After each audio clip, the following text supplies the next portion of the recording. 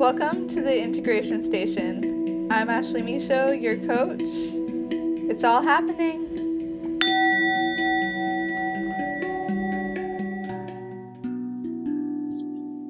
Hello and welcome back, you beautiful souls. I'm Ashley, your host, as you know, and I've got a special friend here today. This is, oh, sorry, my phone's going off. That was inappropriate.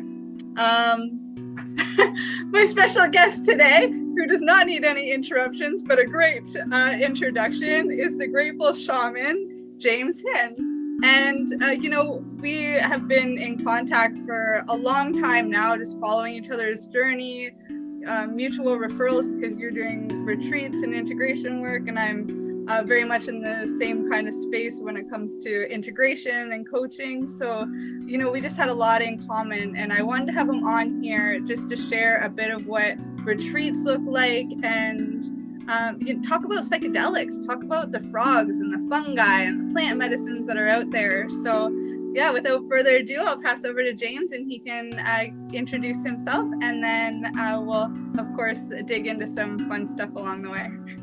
Sweet, thank you, Ashley. Such an honor to be here. Thank you for asking me to join. Yeah, we've been in contact for a while now, and it's been great, like just the mutual connections and the network that you're building. So I'm really happy to be part of it. So I'm James Hin. I'm founder of Grateful Shaman Company, and we are doing retreats and one-on-one sessions and lots of other great stuff here in Oregon, in Eugene, Oregon. Going to be building a retreat center and all that good stuff. So really happy to be here to talk about all that. Yeah, absolutely. It's such a pleasure because you're integrating, being an integration coach and doing these kinds of things. You're actually integrating a lot of different modalities, and what you're doing in itself is very unique. And from my understanding is that in these retreats, you're bringing everything in, but at the same time, when you're working one-on-one with somebody or in the coaching, they can, utilize different modalities depending on who they are. So I think that's really powerful. Yeah. Can you share a little bit about what some of these modalities are that you're working with? Yeah, so what I learned, we were doing ceremony, just one night ceremonies, and I had been a part of many of those types of things where, whether it's, a few nights ayahuasca retreats or kind of just like really focus on the medicine ceremony. But what I found was that I would go to these experiences and go back to my life and it would kind of wear off, like, I'm like, oh, well, what happened? I was feeling great and now I'm feeling depressed again.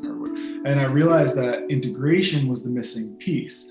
And really, I think integration, if you're working with plant or fungi or animal medicines, any of these medicines, integration is like 50% of it, or maybe more. The medicine is incredibly effective at helping you get through trauma and break out of depression very quickly, or intensely. But if you don't carry that work forward, then it can actually have a detrimental effect, is what I found in my experience. So some of the things that the reason I went and added to the whole retreat weekend is to blend. I have a background in training and development, and so I kind of brought in that like action planning type aspect from the business world into the psychedelic healing space. And so we do sound healing, sound baths, and other things like that. We work with different types of medicines, psychedelic or not, like hape or rape, sananga, kambo, and then the various medicines. But on the Saturday during the day, we focus on, we have a long workshop on like action planning. All right, what's your intention for this weekend, for this experience, for the medicine? What questions do you have? What things are coming up for you? And then creating a plan for how you're going to integrate that back into your life, because it's great to come for the weekend and everything's, you have no responsibilities. We take your phone, so we have no distractions, and you're back to being like human, your base human self and connected. But when you go back to the world, everything can come crashing right in on you. So creating a plan for how you're going to integrate, how you're going to deal with things that come up, what you're going to do, what your new routines will be, I've found is like exponentially better, and it really helps the healing, help you keep the momentum of the healing going for much longer. Yeah, absolutely. I published a book earlier this year, Rebirth, that talked a bit about the integration process, because I noticed the same thing in my own journey and just working with clients. It was like, they'll go to retreats, even like business retreats, people who would do like Tony Robbins or anything. It's the same thing, psychedelics, or, you know, any of those other types of, you know, events or workshops or boot camps that you go to. You know, once you get back, it's like, okay, now what? You know, you leave prison, now what? You leave the military, now what? It's like, there's the integration piece is so important. And I really related it back to birth, and that, you know, it's a choice to work with psychedelics. That's a rebirth process, but still the same thing. You know, everybody puts a lot of stock in the experience that lasts, what, 6 hours, with ayahuasca, obviously longer, but, you know, mushrooms, 6 hours. And birth is the same thing as the generalized labor is 6 hours, and there's so much stock put into that. But what about the years of breastfeeding and the years of, you know, raising that child? We got to rebirth ourselves too, and that means re-raising ourselves, reparenting, relearning. You know, it's so much work. I really love that you've brought this aspect in, that you're one of the people talking about it, because not so many people are. It's becoming more normalized. You know, people are seeing the benefits of it. But, you know, you're doing retreats and really including this. And I think that's pretty rare these days. And I'm happy to see that you're really doing that. I want to hear a little bit more about shamanic healing. Like, what's this journey been like for you, and how is it that you're working it into the retreats as well? Yeah, for sure. And to touch on one thing you said previously, I heard someone who I respect greatly talking about ceremonies and integration, and they said, you know, there's just no money in integration, and that's like a big part of why it's not part. You know, it's great to have. Oh yeah, there's Alice.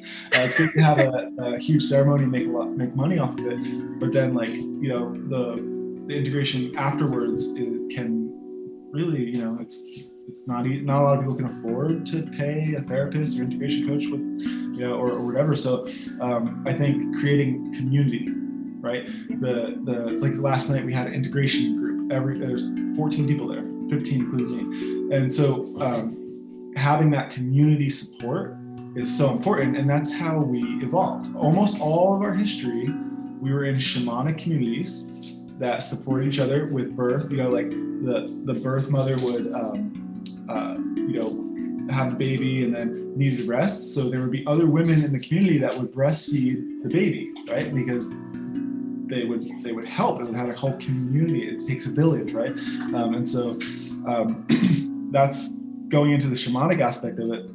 That's what I found is like maybe the missing piece, is that shamanic community. And so when I was way back in undergrad, I was taking a medical anthropology class, and I was, of course, right when we start, he just wants to keep jumping on. But I was in a medical anthropology class, and I was like militant Richard Dawkins, militant atheist. Like, I didn't want to hear anything about spirituality or religion, right?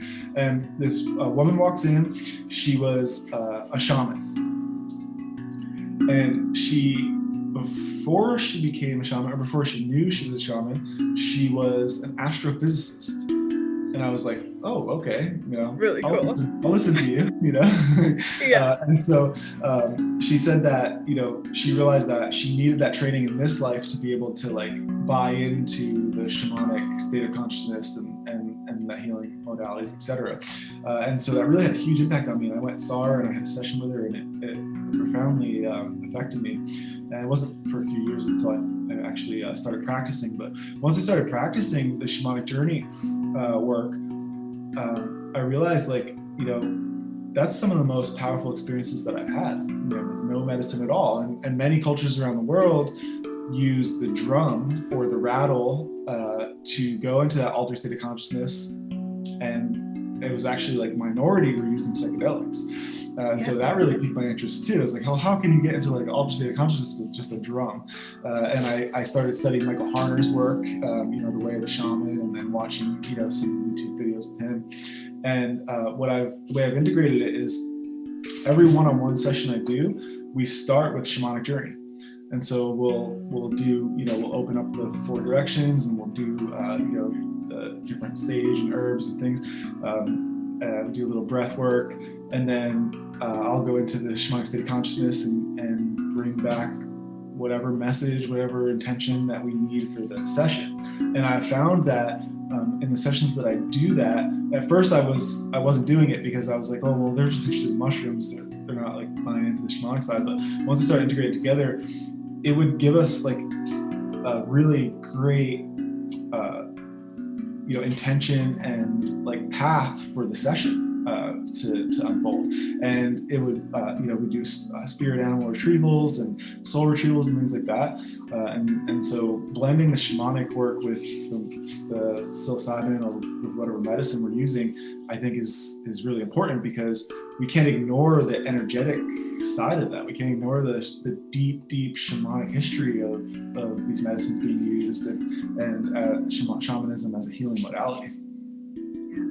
Yeah, I love that. You remind me, I was just in powwow not too long ago, camping for the weekend, and it was amazing. And the words that were used was like healing and journey and all of these things that are so much used in the psychedelic space too, that at some points I was getting confused, and I'm like, are they working with like the same medicine that we are? But it wasn't. It was all sound and dance and stories, and it's so powerful to know that you can get into those states just that same way. It's like heart opening, and once that heart's open, the soul can start talking to that ego, and they can come to like this mutual understanding and start working as a team to help you do your work that's yours to do. It's both a ceremonial and healing too, but it's also very integrative. Like it helps you integrate your soul and your ego together, which is kind of what we want out of the experience anyway. And I wanted to hear a little bit more about sound healing and sound bathing and this stuff that you were doing here. I mean, you got the sound bowls behind you, so that's a few of them. Sound, I'll tell you what, sound caught me off guard. It surprised me. So I, in my ventures moving up to Oregon from California, on my way up, I hit a sound bath in Joshua Tree, right outside of Joshua Tree. And I walked in the room and, laid down and talked to the facilitator, and he played, an hour sound bath. And I was like having, I had done plenty of psychedelics at that point, and other shamanic work and journey work and meditation. And there was something about like the way that the sounds affected my thoughts and what I was experiencing that just struck me in such a profound way. And so I asked him, I was like, hey, how did you learn this? And he's like, oh, I just bought bowls and started playing. And I was like, oh, that's totally my style. Like, I'm doing it, right? So I bought bowls and I shipped them to Oregon even before I got up here. And when I arrived, they were sitting on my porch. And I just set up a meetup and started playing sound baths every week for the community. And that's grown into, I think there's 400 community members there. And we do it every Wednesday. And we've actually had the other sound baths branch off of it. Each sound bath, so we use these crystal bowls, Tibetan bowls. So crystal bowls have not been around as long, but Tibetan bowls have been around for thousands of years or more. And if you think about, again, going back to shamanic community, we regularly gathered in groups around song and dance and sound and rhythm and different things. And look at all the shamanic cultures around the world. There's, rattles and drums. What I love most about sound bath is I've heard everything from it's helped me sleep, to it healed my pain, to, I've had a psychedelic experience during it. And what I love about it most is each one is different. You could have the same people in there the next day, and it's different because it's different people's energies. It's different what they ate that day, how they slept, what's going on in their mind. When you play sound for a group of people laying around, we play off of that energy. And so you'll feel it in the room, oh, you know what, we need to do some lower level chakra bowls, and doing some of the deeper sounds. Or sometimes we'll keep it really elevated with the higher consciousness bowls and the third eye tuned or crown chakra bowls. And it's amazing what how that changes the energy of the room as well. And then they kind of play off each other.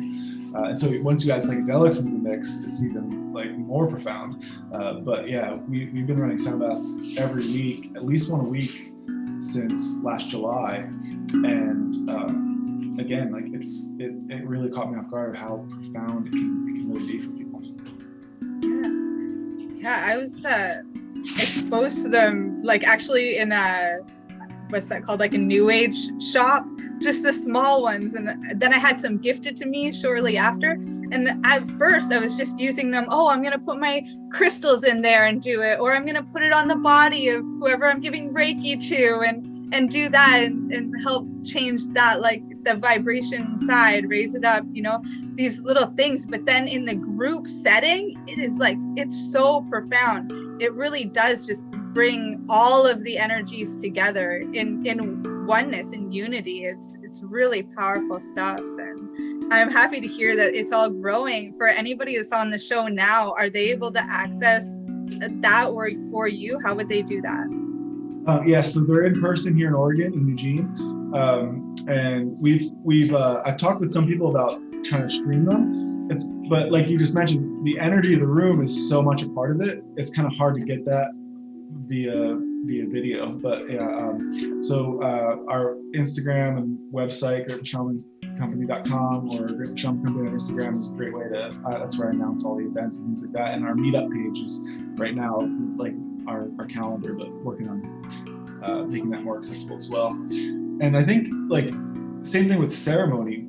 So when I do one-on-ones or ceremony, it's all based in sound, whether medicine or not. And I find that each person you add to the group, the healing like grows exponentially as well. Like I was under the impression that like one-on-one work would be more impactful for someone because, you know, it's one-on-one, you get that attention the whole time. When I started doing ceremony with 10 people, I realized like each person helps the other person heal, and they don't even know it because it's with the energy and like the love and compassion or whatever they're putting off, and the experience that they're having is resonating with the rest of the room, and it's all like unconscious or even unsaid. Yeah, I almost see it like as the body's vibrating with this frequency. Like you can't necessarily feel it, but you feel it. You don't see the vibrations, but it almost looks like you could if you wanted to, especially under the influence of, you know, some entheogens too, I'm sure. But the way that I visualize it anyway is like the negative energy or anything, it's like drifting off. It's removed from the body, so that's all that's left is the resonance of the original body, that soul body, you know. And then that's what starts like uniting with the others that are in the room or in the collective. It's really powerful. Yeah. I'm curious to know around the medicines, you know, what got you into psychedelics or entheogens? I don't know how you prefer the term, but yeah, sure, either one. I was practicing shamanism with just like friends or clients here and there on the side kind of thing. And I actually found randomly an ayahuasca ceremony. And I was like, and I've been I've been sober, you know, fully sober for about 10 years at that point or so. And so I was kind of like, oh, I don't know, is this like a, you know, drug or what? And so I did some research and I was like, just blown away by some of the results that I was finding people having on this. And you know, I had suffered with you know, depression and anxiety, and so I thought that it might be a solution. And so I found this ayahuasca ceremony, and my whole world opened up.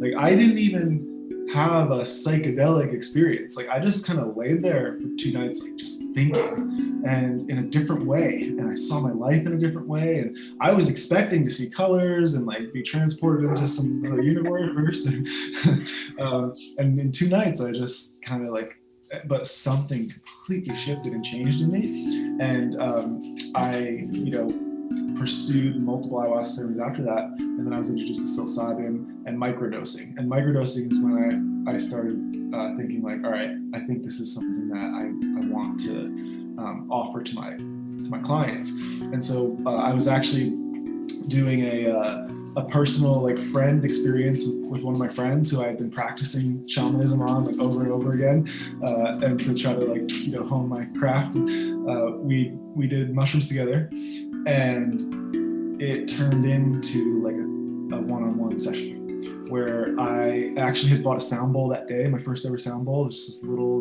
gold brass Tibetan bowl, and we would talk about seeing it. We would hit it, and we could see the ripples like in the air, you know, of the sound. And I just got this message like that this is what you're supposed to do now. And so I just jumped into it, and I started offering it to others and exploring it a lot more myself, and exploring the root of, you know, how these medicines were used across cultures and historically. And like, for example, the Seri Indians in Mexico, they've been using toad venom for thousands of years. Like, we've only known about it since like the 80s, right? So, and other like the Yaqui have been using it a long time. And then you go over to Africa, in Gabon, we have the Iboga shamans. They've been using that for 10,000 years, you know? And so I was thinking about that modality, and then our kind of pharmaceutical industry, and I was like, a no-brainer. Like, this is much better. And so I started pursuing it, and here I am now. Yeah, thank you so much. You know, I want to keep talking about the medicines, but you just brought up another topic, which is Western medicine. What is your take on that? Because I know, you know, you're very much about the grassroots healing, about like, you know, looking into these old ways of doing things. So what's your take on Western medicine, and, you know, where it's got into, or where it is now? Yeah, and it's a good topic to talk about, with Oregon passing Measure 109, which is the legalization of medical psilocybin, right, for medical use, and it's being rolled out in the Western medical model. And, you know, my thoughts on the Western medical approach is that we've become so it's so profit driven. So let's look at the priorities of Western medical, right? The first one is profit. It has to be. We have pharmaceutical reps that are coming and, you know, incentivizing doctors to use their medications. We have non-medical professionals managing doctors, you know, on their time spent with patients, right? What's the major complaint about going to the doctor? You feel like you can't even like talk before they're like, all right, we're done. Here's your medicine. Yep. 8 to 10 minutes. 8 to 10 minutes. And that's time to write a prescription. Right. And I remember seeing a psychiatrist as a younger person, and like, it would be like 10 minutes, and they're just like, how are you feeling? Is it making you sick? Or you have side effects? Yeah. Okay, we'll just add this or do this. Okay, bye. I didn't even know the doctor's name. I don't even think they knew my name if you asked them. And so after doing this work for a while, the traditional, the ancient way, I realized, like, yeah, it's a 6-hour session, but man, if I do a one-on-one with you, we're spending 10-20 hours together. I mean, I'm talking to you on the phone, we're talking about preparation, we're spending time during, we're spending time after. I need to intimately know you to help you. Like, how could I not? And so we've gotten to the point where, and here's what I see with psychedelics. So we have ketamine is a good example, psilocybin, etc. I see it all the time. Yeah, I'm doing my ketamine infusions, but you know, I had depression relief for 2 weeks, but now it's gone. Or like, I'm taking these microdoses, it's not helping. Then my first question is always, well, what else are you doing? Because we've gotten so conditioned to think that we just need to take a pill and it's going to make everything better, which I don't even understand why, because that's not even how like SSRIs have been working. Like, they don't work, right? Like they're great for their side effect list is bigger than what you're probably going into the doctor for. Right. And then like when we're having side effects, all right, let me just give you another one to deal with that Yep. side effect. That's so common. And I can't tell you how many times I talk to people that are on 4 or 5 or 6 different medications, or people that have been using SSRIs for 20 years and they don't work anymore. You know? I've even heard like 40 years. I'm like, how are you still doing this? You know, right. It's about time you come in. Thank you. Like, but wow. Right. And it's like, it's supposed to be a temporary like boost to your serotonin, like to help you get out of a depression, so then you can, you know, continue with your life and not have to rely on them. But the profit model is very favorable, and we incentivize people to do it that way. So yeah, I can talk for hours and hours about the Western model, medical model. My thoughts on the way we're rolling it out in Oregon is, hey, I look at the advisory board. How many shamans? How many medical? How many psilocybin practitioners? How many people that have actually been working with these medicines for years are on that board? I didn't find one. So they were all booted out by Rockefeller, like back in the day. Anybody of color, any women, just gone. You had to be in a white lab coat and have that kind of training from the pharmaceutical industry. So and then so the first priority is profit, right? Yeah. What's the second priority? They say harm reduction, but really it's preventing getting sued, right? Liability. And so and they have separate courts. For anybody who doesn't know, there are separate courts for that medical issues. That way it doesn't get televised. Oh, there you go. Yeah, right. Like it's just all set up to facilitate the profit. And then psilocybin is gonna, you have a lot of people getting involved that were in cannabis.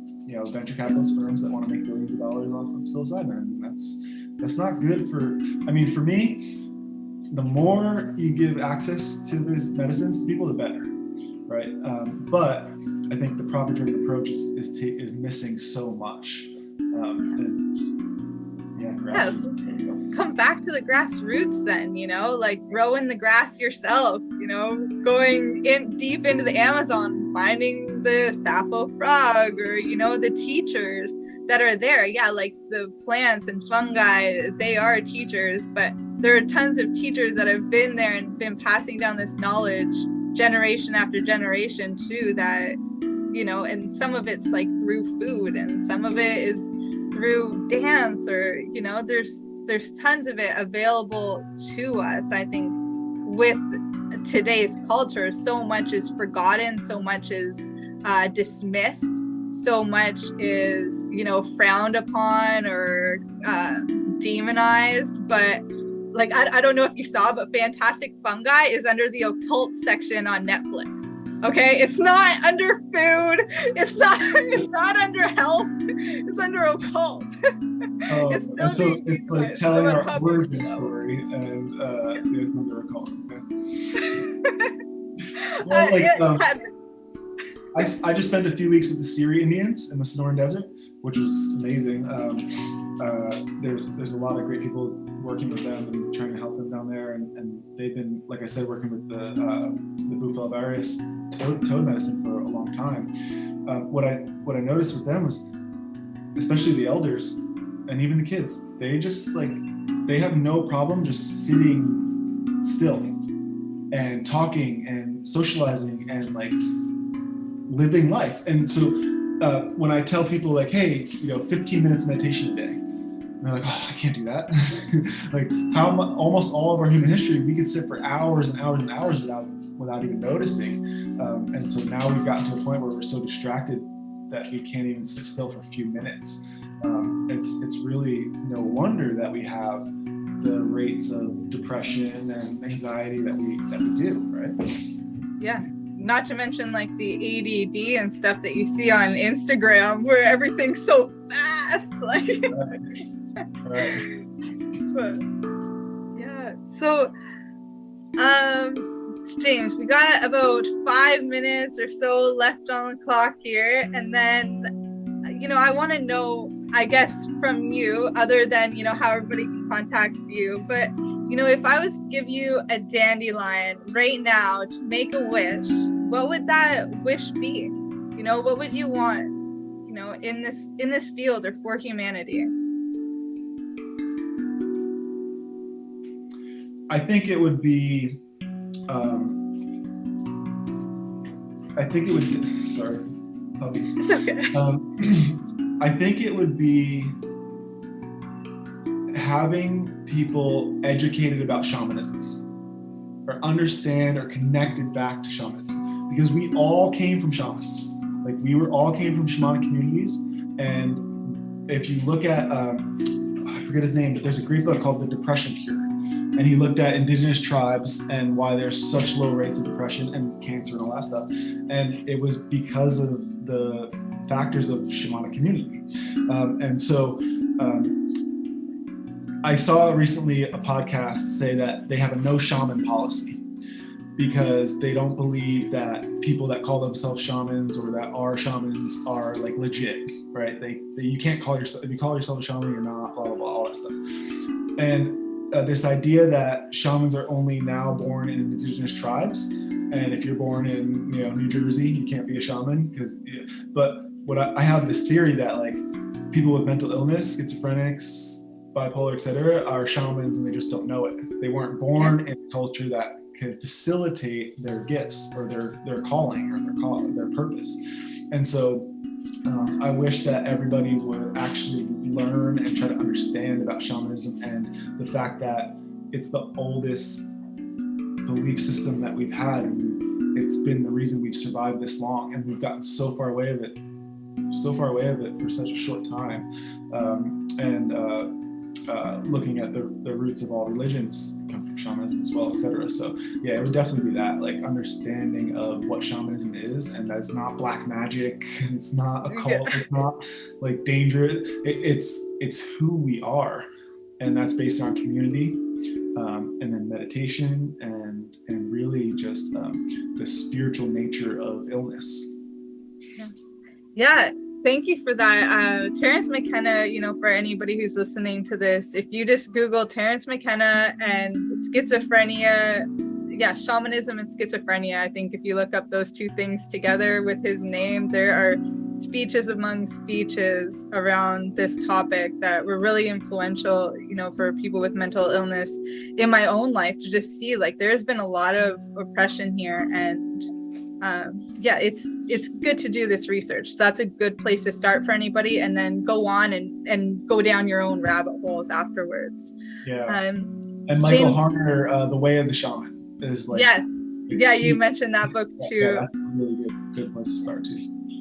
And I'm going to link all of your information below, as well as your bio, for anybody in the description. But, maybe somebody is driving right now and they don't have the time to look. So again, if you just want to share your website or anything else.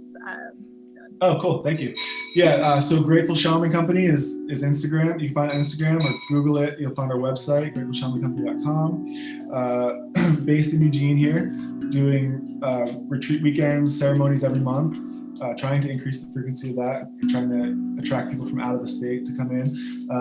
And then, that's how you can find us. And then if you are in Eugene or you make your way to Eugene, there's all kinds of awesome community events going on here, sound baths, etc.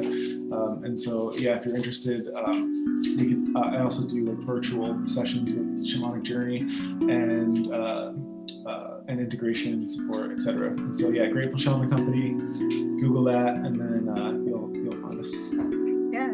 Thank you so much, James. It's such a pleasure. We'll have to do this again, because I'm sure, like, in all of these topics, we could talk a lot longer. So I really appreciate this and your time today, and seeing your puppy too. Like, mine's passed out because we did a walk, but normally she's doing the same thing. So I totally get it. I tried to walk outside and somehow we got it. So. Yeah, it was so nice to see her though. Like, the energy is amazing. So thank you, both of you, for your time today. We'll talk soon. Okay, bye. Talk to you soon. Bye.